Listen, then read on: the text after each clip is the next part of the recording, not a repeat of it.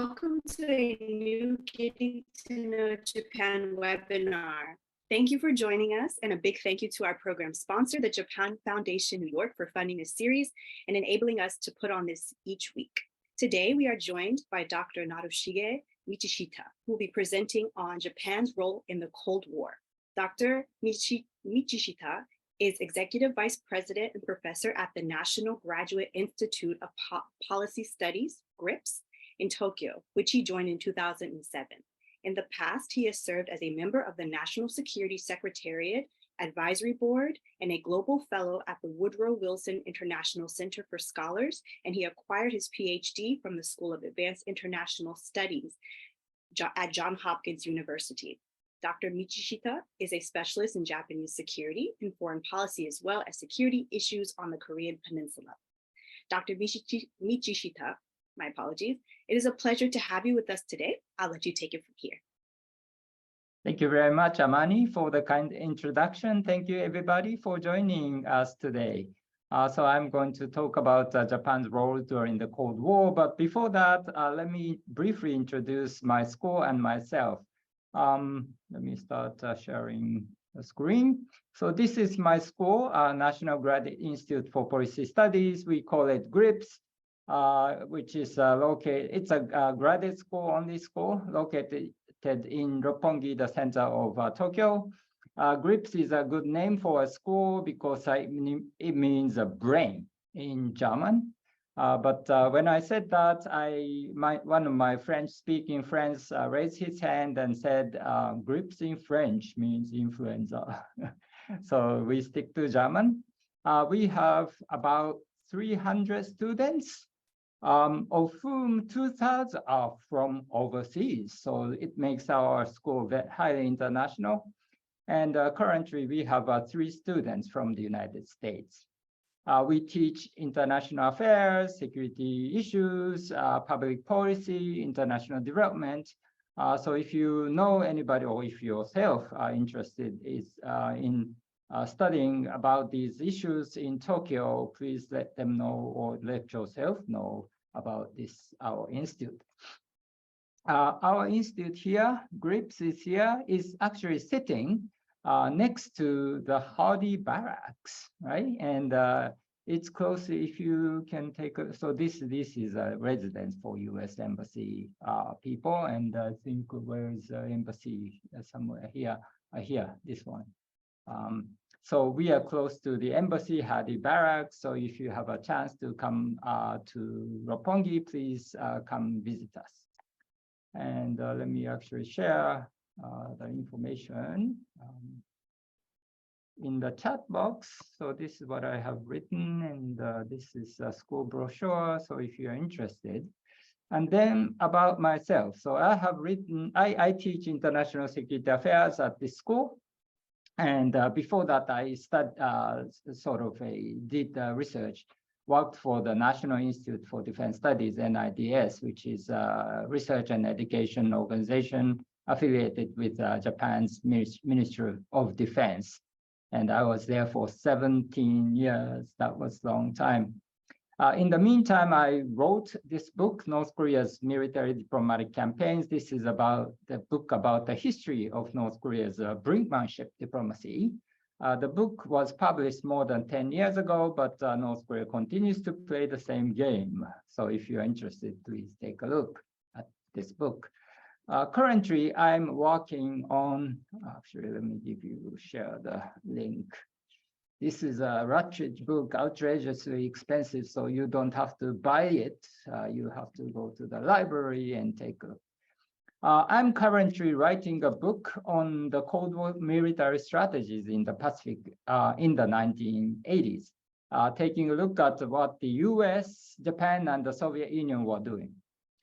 This monograph is an offspring of my book's project and is available on the website. So please take a look at that if you are interested.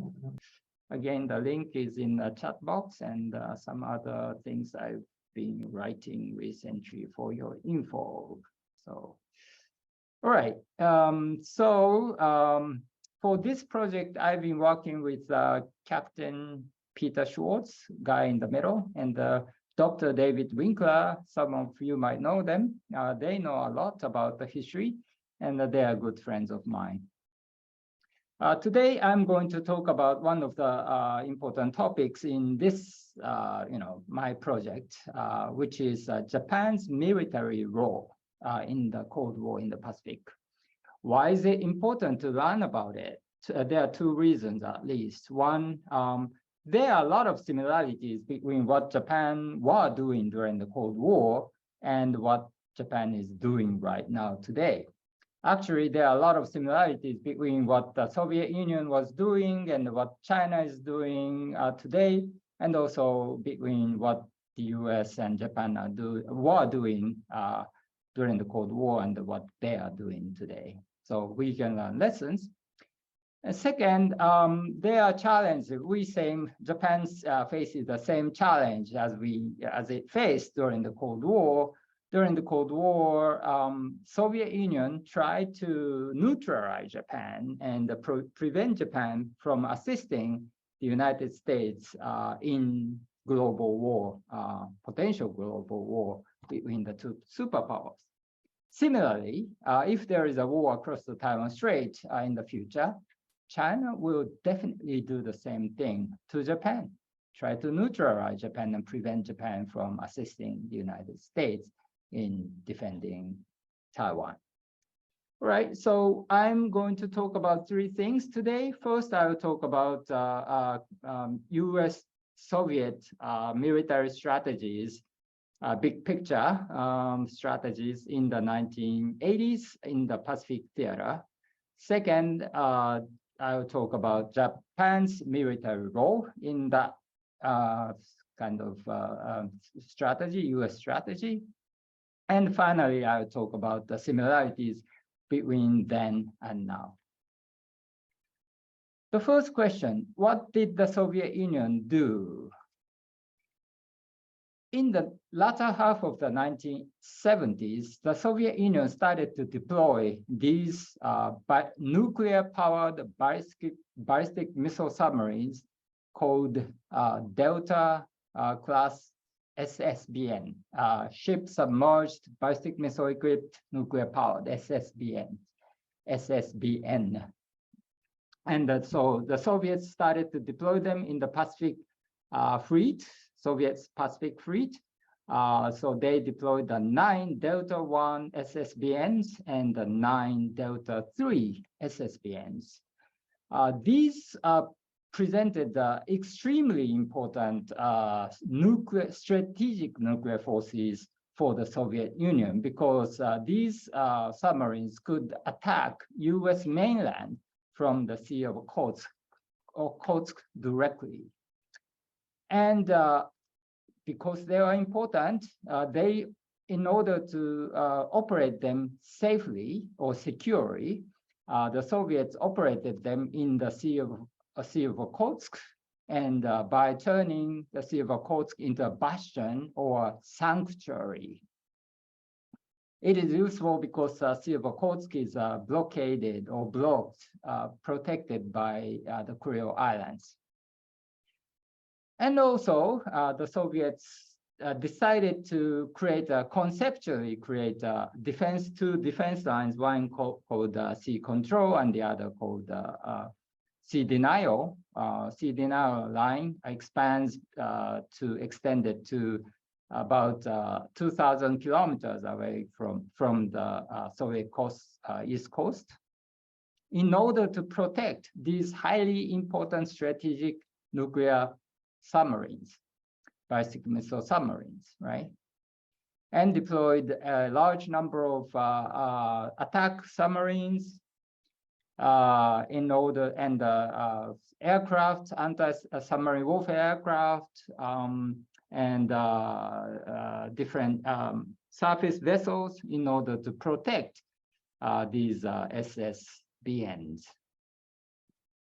In response, what did the United States do? The United States decided to adopt fairly aggressive, offensive strategy called the maritime strategy with a capitalized M and a capitalized S. This maritime strategy had three big pillars, operational pillars. First one was an anti-SSBN strategy, with which the United States tried to attack and sink Soviet SSBNs in the Sea of Okhotsk. So if you take a look at this map in the Sea of Okhotsk, you see this, sign, which is represent as SSN, submarine submerged nuclear powered. SSN means nuclear powered attack submarines, so forward operations. So the US decided to send those attack submarines into the Sea of Okhotsk in order to destroy Soviet nuclear ballistic missile submarines. Second pillar was strike operations against the Soviet Far East, mainly Soviet military assets, but with US Air Force F-16 fighter bombers deployed in Misawa in northern Japan, carrier-based attack aircraft, and also Tomahawk cruise missiles. And these are the major targets, like Soviet military installations, air bases, and different naval bases in Kuril Islands, Sakhalin Island, and Soviet Far East, such as Alexeyevka, Sovietskaya Gavani, and Vladivostok. In order to defend against US strike assets, exemplified by the aircraft carrier battle groups, the Soviet Union deployed a large number of Tupolev-22M backfire bombers, carrying, as you can see here, anti-ship cruise missiles, right, targeted at US aircraft carriers. So that's what the Soviet Union was doing in order to fend off US assets, strike assets. The United States also, plus I didn't fail to mention, so in addition to backfire bombers, the Soviets deployed guided missile, nuclear-powered guided missile submarines, again carrying anti-ship cruise missiles, and attack submarine nuclear-powered and the diesel attack submarines in order to basically destroy and aircraft, US American aircraft carriers. And a third pillar of the maritime strategy was to conduct amphibious landing operations against places such as, again, Kuril Island, Sakhalin Island, and also Petropavlovsk in the Kamchatka Peninsula, where there was an important submarine, strategic nuclear submarines base. All right. So this is what the Soviet Union and the United States was doing in the 1980s. As a result of all this, in the 1980s, the Northwest Pacific became one of the most important theaters of direct US-Soviet military confrontation for the first time during the Cold War. Before that, the main theater was in Europe, and Soviets and the Americans, even Americans, didn't care too much about the Pacific. That changed. Then, what Japan did, second issue, Japan's military role in this Cold War. In short, Japan decided to commit itself to the execution of the US maritime strategy. Japan and its armed forces called the Self-Defense Force, SDF, decided to play two important roles.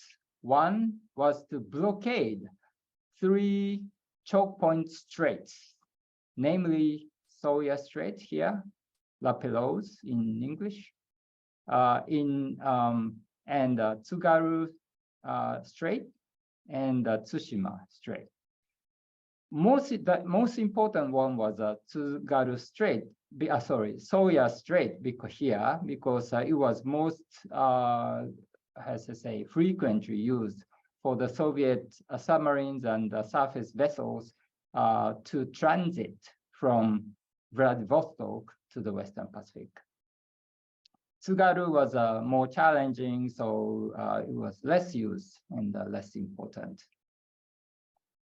The second important mission that the Japanese forces undertook was to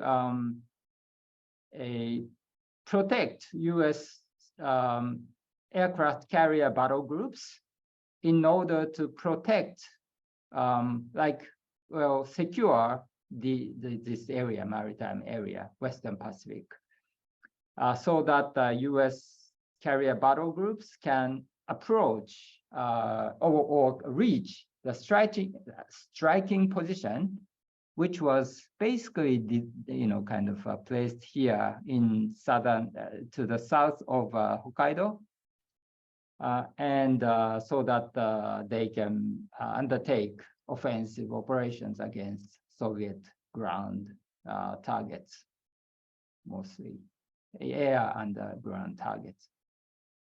So basically what we were trying to do was to create a secure area called the Near Land Operating Area, NLOA, NLOA, to the south of Hokkaido, so that Japanese forces are try to create a kind of maintain air superiority and make it sure that no Soviet submarines were operating in area, so that the U.S. carrier battle groups could undertake strike operations without worrying about getting hit. Interestingly, the Japanese government was sort of cheating the Japanese people into believing. The Japanese government was basically saying this: oh, we need to, so we talked about, called this kind of mission a sea lane defense. And the government was basically saying, oh, Japan is an island nation. In terms of war, we need to keep sea lanes open for food and energy to reach Japan. But in reality, that was not true. The most important mission or objective of a sea lane defense was to protect U.S. aircraft carrier. So civilian control was not that well in place in Japan back then. So in order to undertake those missions effectively, Japan's self-defense forces came to have significant capabilities in some areas, mission areas, such as air defense, mine warfare, anti-submarine warfare, and anti-ship warfare. What the different services of self-defense forces do. For example, the Japan's Air Self-Defense Force provided for air defense, obviously, in order to protect U.S. bases in Japan, as well as maintain safety of NLOA, Near Land Operating Area.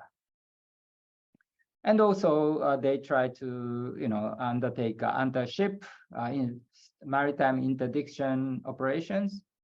And also Air Self-Defense Force acquired C-130 transport aircraft from the US in order to make it possible for them to lay mines by using C-130. C-130 has a interesting, unique capability to lay mines. And in terms of maritime self-defense force, Japanese Navy, they undertook a blockading operations for Choke Point Strait, as I said, and also conducted the anti-submarine warfare operations in order to protect US carrier battle groups.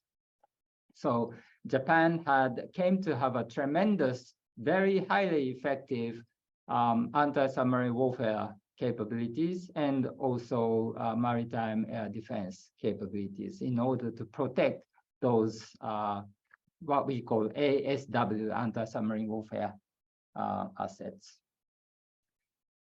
Ground Self-Defense Force Japanese Army also undertook a major transformation.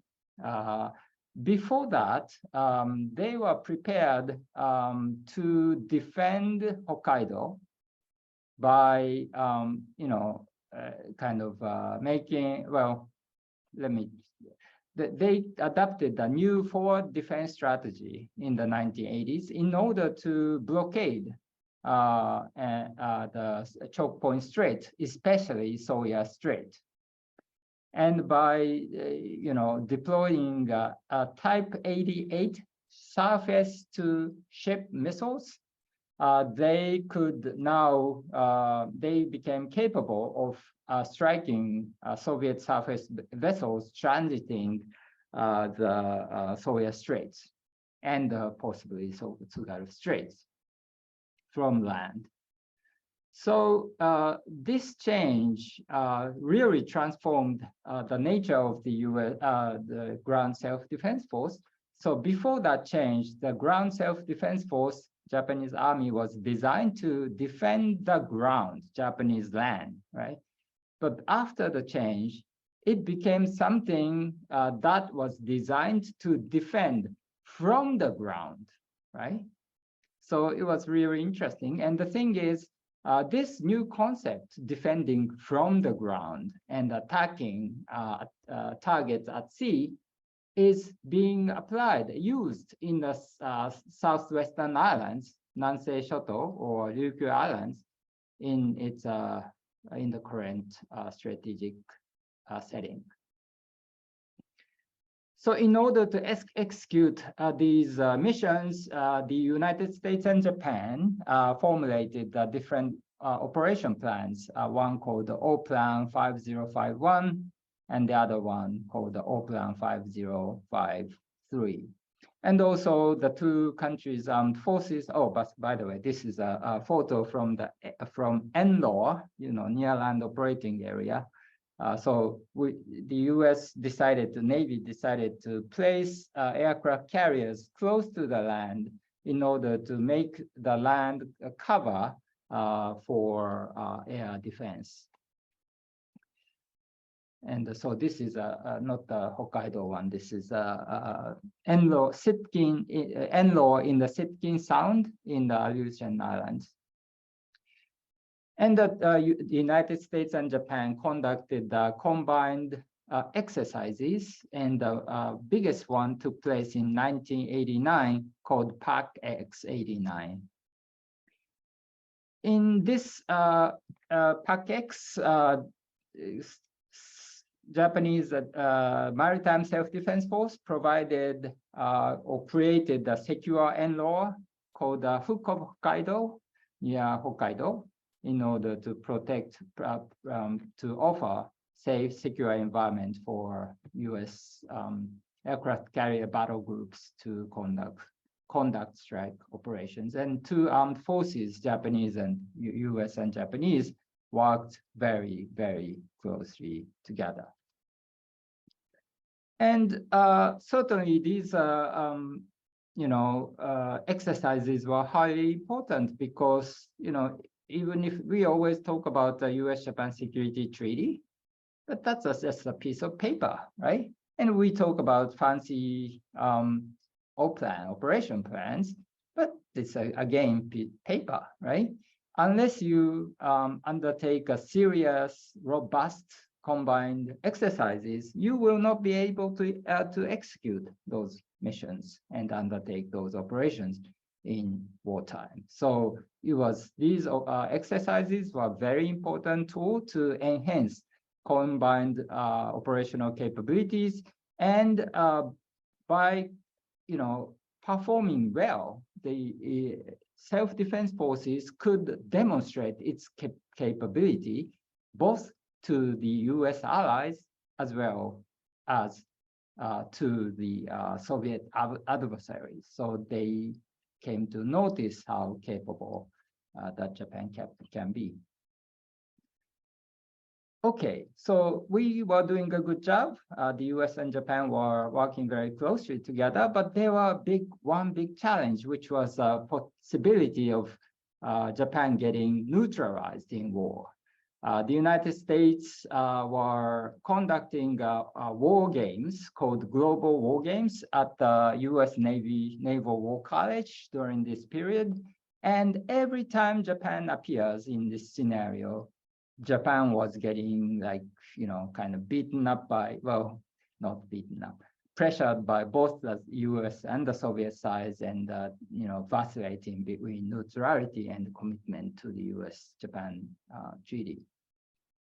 So let me just talk a little bit about scenarios. So several rated scenarios were examined in the global war games in the 1970s and 80s.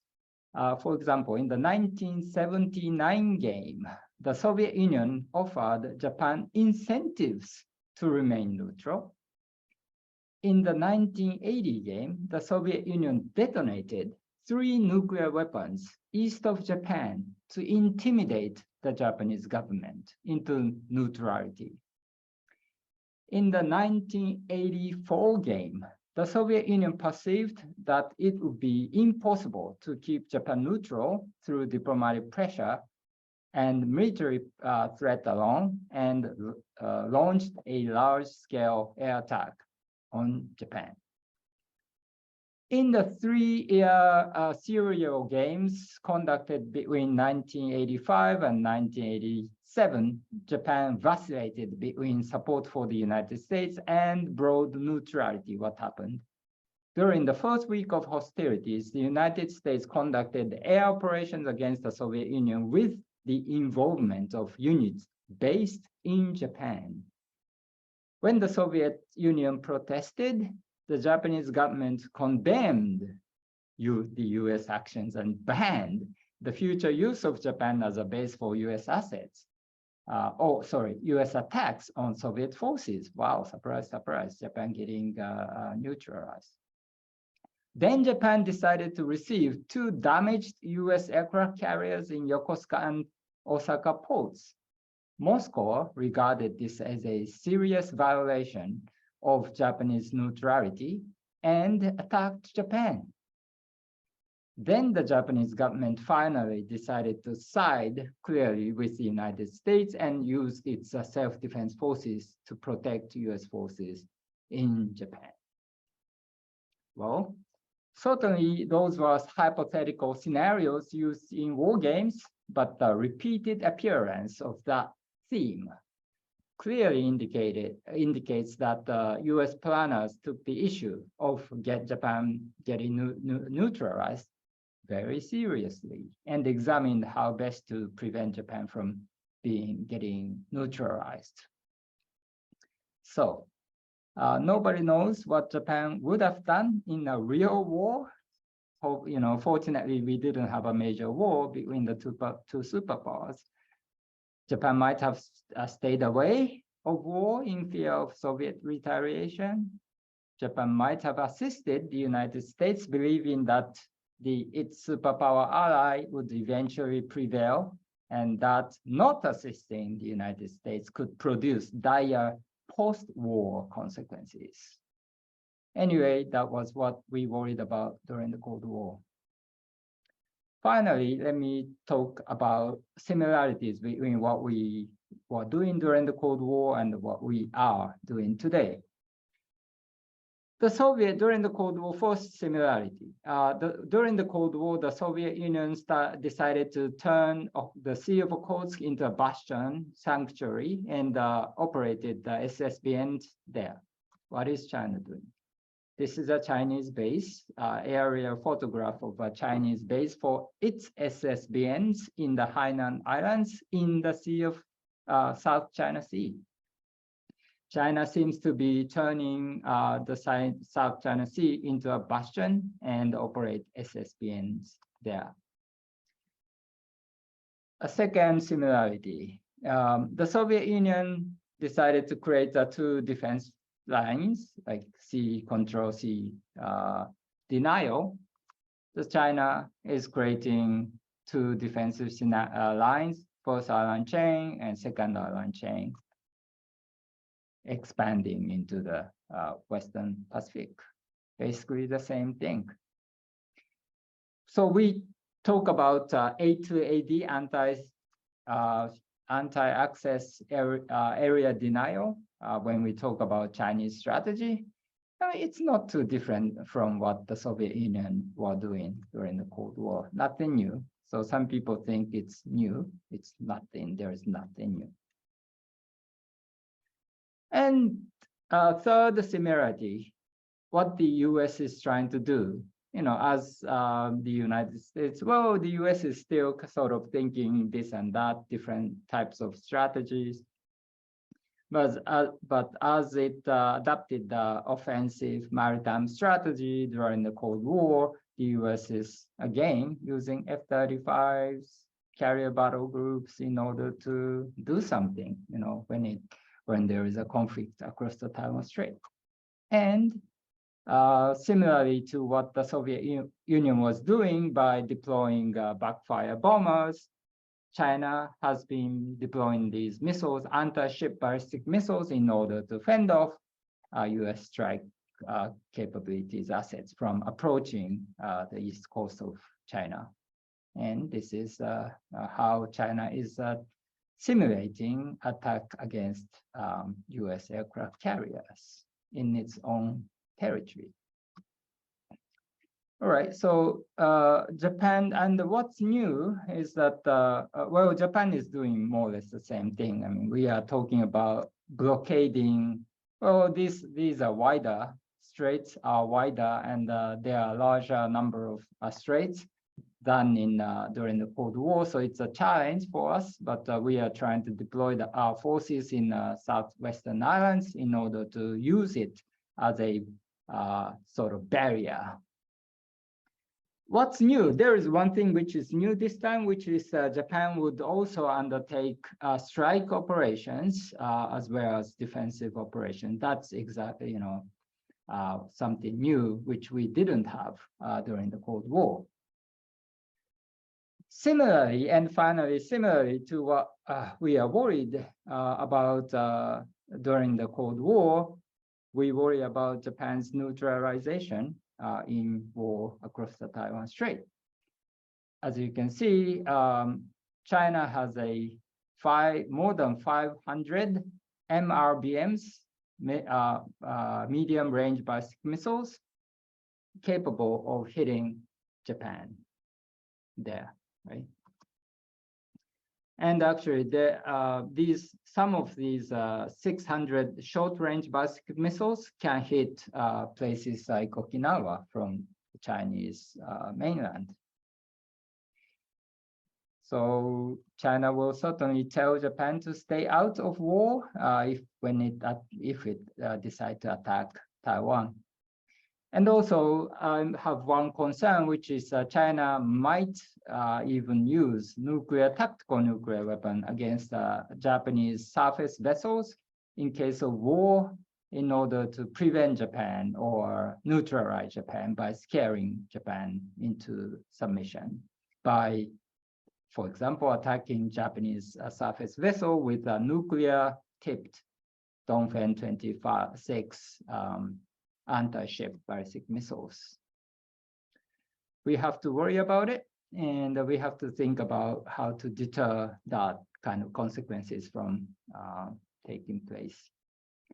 So we have to understand what we did during the Cold War and think about what to do in the emerging new Cold War between the United States and China today. Thank you very much. Thank you so much, Dr. Michishita, for that wonderful presentation. So if I may, I would like to begin with a question. So you mentioned Japan being neutralized several times. During this time, what was the attitude in Japan amongst like the government and the Japanese people for being kind of forced into being neutral with Russia? Well, that was a war game, and there was actually no Japanese participation in those war games. So the details of what Japan's reaction might have been was not really played out. So we don't know. But certainly the Japanese people would have been very much divided between those who are saying, well, the United States is our important ally. And if the US is defeated in this war, Japan will be basically subjugated by the prevailing Soviet Union, communism later after the war ended. So we should assist the US despite the some casualties and damage that we suffer. The other group of people would have been arguing, oh no, I mean, this is about Japan getting entrapped by the Americans who are fighting with the Soviet Union for hegemonic purposes. So we must have to remain neutral. We don't have to sacrifice. This is not a war of aggression against Japan. The Soviets are not interested in taking Hokkaido, right? For the sake of taking Hokkaido, what's the point, right? Hokkaido is big, but I mean, taking Hokkaido doesn't mean much in terms of military or industrial value. So that would have been the argument, and the Japanese government would have been put in a very difficult position deciding what to do. I see. Thank you very much. So hypothetically speaking, so you mentioned that in your presentation that Japan had very strong capabilities with regards to anti-submarine warfare and maritime defense. So hypothetically speaking, let's say that Japan or the United States got involved with the war going on in Ukraine right now, and Japan had to get involved, or even with, as you mentioned, China. Do you think that Japan has been able to maintain these capabilities since the Cold War? Yeah, actually, Japan maintained important part of those capabilities that Japan developed or acquired during the Cold War. For example, what is the ground self-defense force doing right now? It is deploying a large number of anti-ship cruise missiles in the southwestern islands.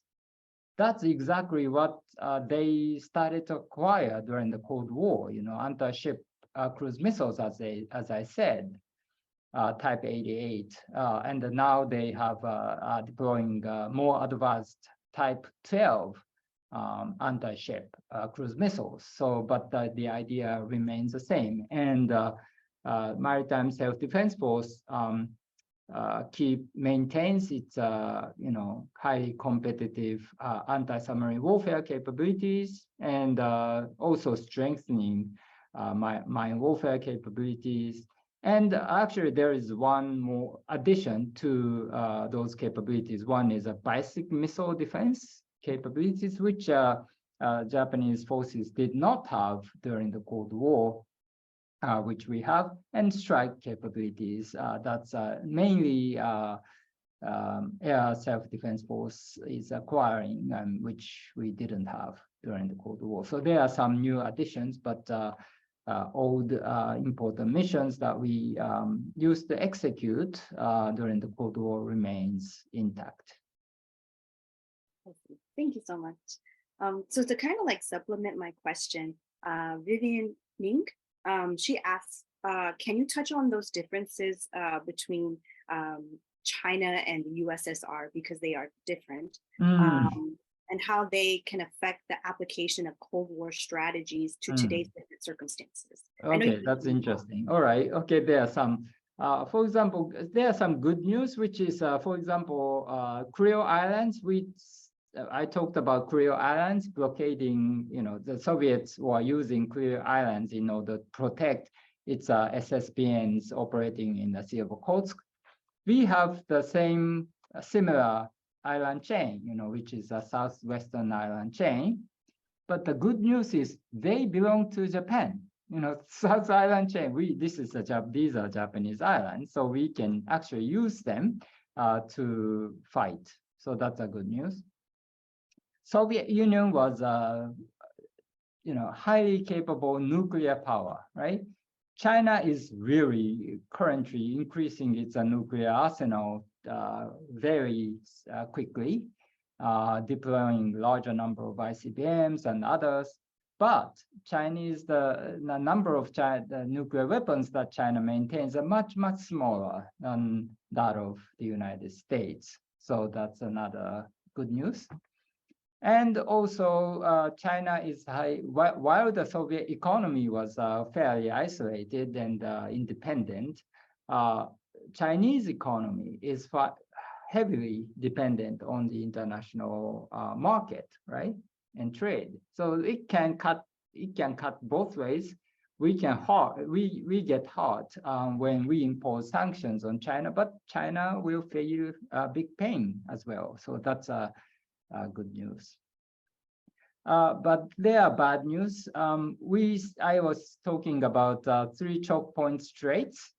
There are only 3. That was great news. We had to blockade only 3. Now we have 9, more than 9 choke point. Really not choke point. Some of the straits are very wide, so hard to defend. Stop Chinese submarines and surface vessels from transiting from the East China Sea to the Western Pacific. And also,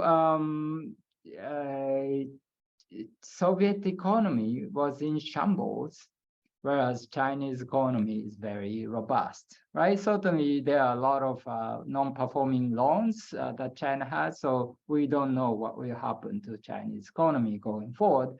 But at least Chinese economy is in a much better shape than the Soviet economy during the Cold War. Thank you so much for that. So Chu-Wen Heise wanted to ask, or wanted to know, how does Japanese neutrality, or how did Japanese neutrality affect the U.S. island chain strategy of the first island chain, second island chain during the Cold War? Well, the sort of the U.S. planners were concerned about Japan getting neutralized, but the U.S. was very powerful during the Cold War, right? And the Japanese, military assets were not that critical, and so as long as Japan kept providing U.S. bases for the U.S., the U.S. forces or the United States probably could fight against the Soviet Union fairly effectively, even without Japanese military operational support. But today, the problem is the U.S., the relative strength, military balance between the U.S. and China is much less favorable than during the Cold War, especially in the Pacific theater. So I would say Japan's role would be more critical, more important in for example, in war across the Taiwan Strait, for example. And when we talk about Japan's neutralization, we always kind of talk about 3 different scenarios. In the first scenario, Japan would remain committed, no neutralization. So Japan will keep, providing and keep allowing the U.S. forces to use the bases in Japan, and commit its armed forces, Japan Self-Defense Force, to assist the U.S. Forces fighting for the defense of Taiwan. In the second case scenario, Japan would partially get partially neutralized, and in which Japan would keep providing bases, but not forces, right?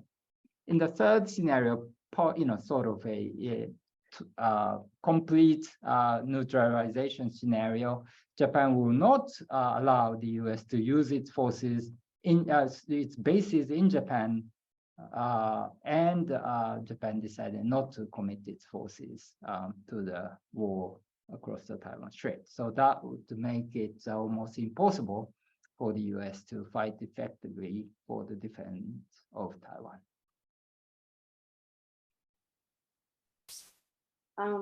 So Vivian Ning also asked, given the differences in circumstances, how feasible is a strategy of containment?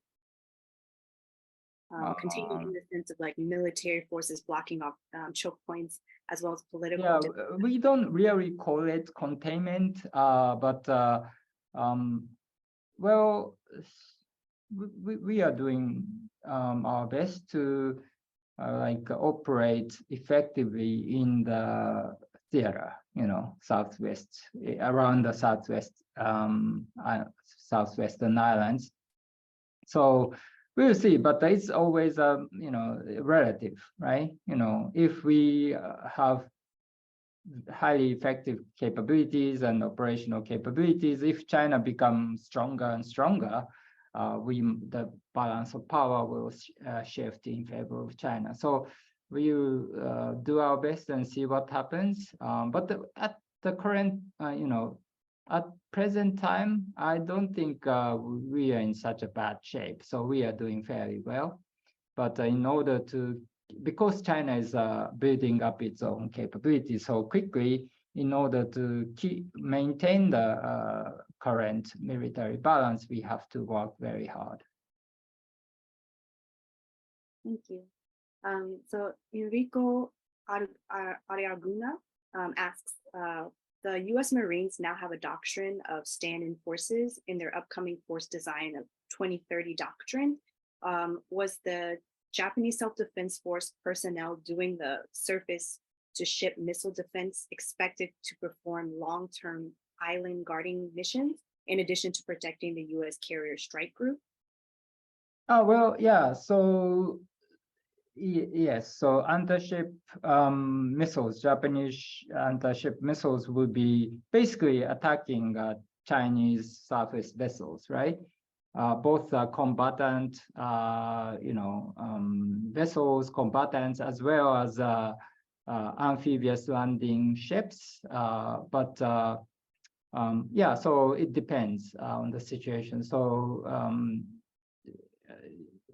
those anti-ship operations will help ease anti-submarine warfare, make it possible for us to conduct other operations effectively in the theater. So there is no one set objective, but it has a multiple objectives. So it contributes to different things. Thank you. Peggy Kanda wanted to ask for a bit of clarification with regards to the dates of the buildup of weapons and planes against the Soviet nuclear subs. I think this is something you mentioned in your presentation, but could you or would you mind giving us those dates again, please? The dates? Yes. Soviet deployment of SSBNs? About the buildup of weapons and planes against the Soviet nuclear subs. Oh, okay. So dates. In the 1970s, the US started to deploy a large number of attack submarines, nuclear-powered attack submarines, and which it used to challenge Soviet ballistic missile submarines. So both of them started in the 1970s, and this competition, underwater competition in the Sea of Okhotsk became very important during the 1980s. Additionally, Peggy Kanda also wanted to know your thoughts about or if you had any thoughts or comments about U.S. honesty or fairness towards Japan? U.S. what? Honesty and fairness towards Japan. Honesty. Americans are always quite straightforward and honest, and Japanese are more tricky. because some people say, well, we are not talking about the defense of Taiwan here. We are talking about defense of Japan. But that's a little misleading because unless we are committed to the defense of Taiwan, we don't have to get involved in this war in the first place. And Japan would, if there is a war across the Taiwan Strait, Japan would be almost automatically attacked. So for that reason, Mr. Abe, before he was assassinated, said that Taiwan contingency is Japan contingency, right? And he was right in the sense that China would almost have to attack Japan, and it's US forces deployed in Japan and Japanese forces in Japan in order to shift the military balance quickly in its favor at the outset of war. Otherwise it would be very difficult for China to prevail in war. So Japan would be almost automatically attacked, but Japan would not be. China would not be attacking Japan in order to invade Japan, right? It would be attacking Japan in order to invade Taiwan. So why is China attacking Japan? Because Japan is committed to the defense of Taiwan, right? So we must not confuse ourselves, and we have to remain very clear about this. And although it makes our life difficult somewhat, because if we say, well, this is about the defense of Taiwan, some of the Japanese people would certainly be saying, why do we have to sacrifice ourselves for Taiwan, right? We love Taiwan, we love Taiwanese people, but we might not want to die for Taiwan.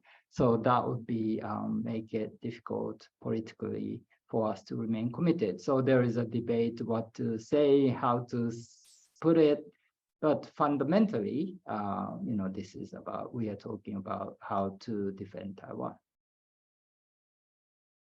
Thank you. So my next question comes from Frederick Sutton. Asks, how will the difference in the domestic political environment of Japan today versus the 1980s affect the decision of Japan to get involved in any military conflict in the region? Is there more or less support of the Japanese self-defense force involvement in such a scenario? Yeah, so as I said, the importance and the capability of the Japanese forces are much, much better today than during the Cold War. So Japan's commitment would be much more critical for the US and Taiwan. And so that's one thing. And in terms of public opinion, I don't know whether this is we have a favorable environment or not. The Japanese people are much more aware of security issues today than during the Cold War, much better informed, has a very very sophisticated ideas for example, what extended deterrence is, right? Not many people knew the word extended nuclear deterrence, for example, 拡大威嚇抑止力 during the Cold War, but now many people know it, partly thanks to the Ukraine war and Mr. Putin's threat to use nuclear weapons coercively. So probably Japanese people will be able to make a more nuanced, sophisticated judgments in terms of what Japan should be doing, but it doesn't mean to say that it would be easier for Japan to remain committed to the defense of Taiwan, because either way, if you know or if you don't, either way, you'll be suffering, right? And you have to be determined to, take some how should I say, negative consequences, casualties, in order to defend Taiwan. So we have to really start talking about these issues seriously. I see. Thank you so much. So Sanya Macadome asks, how do you see the difference in the Cold War era and today's more diplomatic world, particularly in terms of bipolar world versus today's multipolar contemporary world with a lot of trade and cooperation blocks? How different is the current role of Japan for the regional geopolitics as compared to the Cold War era? Well, Japan's role has, I think, increased significantly on that in that arena as well. Thanks because I mean during the Cold War, as you suggested, there were two superpowers, and they were calling the shots, right? Basically, but now there are many different countries. I mean, India is big, although their main actors might be the US and China. India is important, Russia is important, Europe is important, Japan is important. So, there are a lot of work to keep some of our friends and allies and partners united, right? And also another thing, the important thing is the United States has become little more isolationist than before, right? If you take a look at what Mr. Obama was doing, was saying the United States is no longer a world policeman. Mr. Trump was very much isolationist in outlook. So unless Japan takes kind of larger share of diplomatic responsibilities, especially in the Indo-Pacific region where Japan is physically located, we might not be able to maintain the kind of coalition of willing united. So Japan's role will be very important. Is much more important today than before. Thank you so much. We had quite a few questions about China in the chat as well, but unfortunately we've run out of time. But thank you everyone for your very good question. And thank you, Dr. Michishita. I'm so sorry, Michishita. Just call me Michi. Thank you, Michi-san, for your time today and for speaking with us and for today's discussion. And once again, thank you to our program sponsor, the Japan Foundation New York. And lastly, I would like to share some upcoming YCAPS events. Thank you very much. Nice talking to you. Thank you very much, everyone, for joining us today. Keep in touch. Good day. Thank you. So our next YCAPS event is actually tomorrow, Wednesday, June 28th at 17:30 in person in Misawa. So if you are in person, please join us for this. This is our community conversations event on Chinese People's Liberation Army under the Xi Jinping regime. Again, this is tomorrow at 17:30 in person in Misawa. The next Getting to Know Japan event is on Shinzo Abe's legacy. This will be on Thursday, July 6th at 1900. It's on Zoom.